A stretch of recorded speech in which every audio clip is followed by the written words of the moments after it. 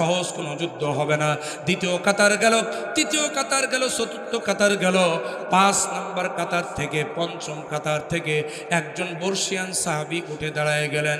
যুবক মানুষ, 26 বছরের টকবকে যুবক। তাফসীরের ভিতরে যে সাহাবীটির নাম এসেছে হযরতে মিকদাদ রাদিয়াল্লাহু তাআলা আনহু। জোরে কোন সুবহানাল্লাহ, আর জোরে বলেন সুবহানাল্লাহ।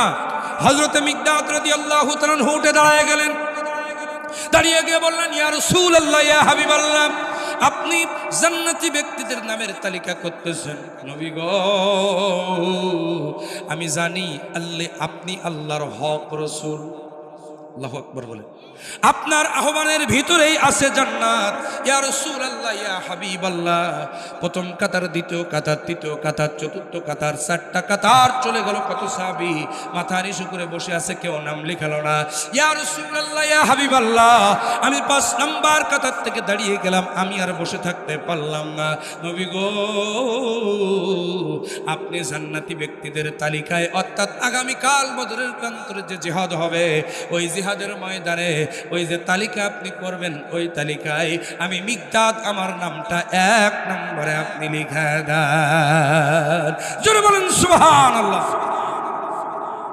নবীজি বললেন, মিকদাদ, তোমার নামটা আমি কেমনে জান্নাতীদের তালিকায়, জিহাদের ময়দানের তালিকায় লিখাই?